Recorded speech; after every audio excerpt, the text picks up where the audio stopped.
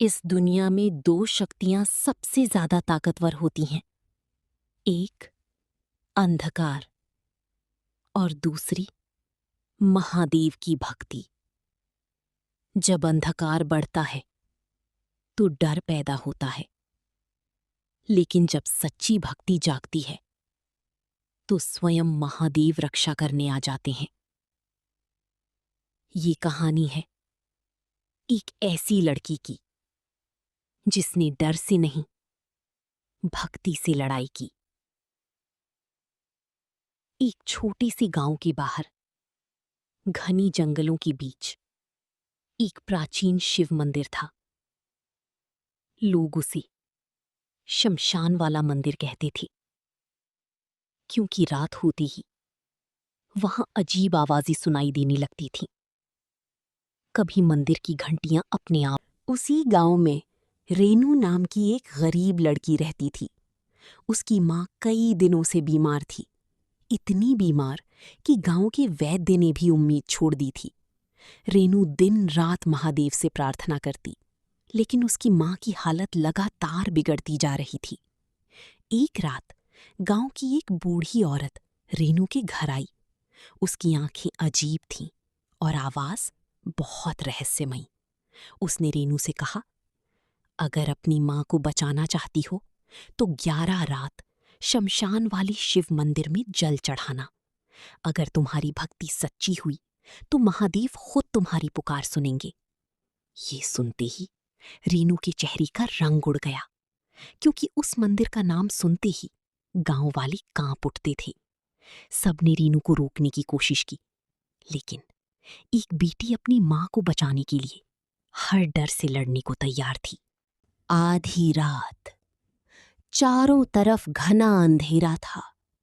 जंगल में सिर्फ हवा की डरावनी आवाज गूंज रही थी। रेनू कांपते हुए शमशान वाले मंदिर की तरफ बढ़ रही थी। उसके हाथ में जल से भरा लोटा था और होठों पर ओम नमः शिवाय, ओम नमः शिवाय। जैसे ही रेनू मंदिर के पास पहुंची, उसके कदम रुक गए। मंदिर पूरी तरह टूटा हुआ था। दीवारों पर काली राख जमी थी और पीछे शमशान में कुछ चिताएं अभी भी जल रही थीं। डरते हुए रेनू मंदिर के अंदर गई और शिवलिंग पर जल चढ़ाने लगी, लेकिन तभी ढन ढन ढन मंदिर की घंटियां अपने आप बजने लगीं। रेनू डर की मारी पीछे मुड़ी और तभी उसे किसी औरत के रोने की आवाज सुनाई दी। वो आवाज धीरे धीरे उसके और करीब। अब हर रात रेनू उस मंदिर में जाने लगी, लेकिन जैसे जैसे दिन बीत रहे थे वैसे वैसे डर भी बढ़ता जा रहा था। कभी मंदिर के पीछे उसे एक काली परछाई दिखाई देती, तो कभी सुनसान जंगल में घुंघरुओं की आवाज गूंजने लगती। लेकिन रेनू डरने के बजाय बस महादेव का नाम लेती रही, ओम नमः शिवाय। 7वीं रात भयानक तूफान आया। आसमान में जोर जोर से बिजली चमक रही थी। रेनू जैसे ही मंदिर के अंदर पहुंची, उसकी चीख निकल गई। शिवलिंग के पास एक सफेद साड़ी वाली औरत बैठी थी।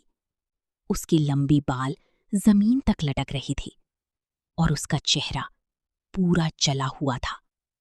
वो औरत धीरे धीरे रेनू की तरफ बढ़ने लगी, लेकिन तभी डम डम डम पूरा मंदिर डमरू की आवाज से कांप उठा और शिवलिंग से तेज प्रकाश निकलने लगा। उस औरत की आंखों से आंसू बहने लगे और वो रोते हुए बोली, मैं चुड़ैल नहीं हूं, मैं इस मंदिर की पुजारिन थी।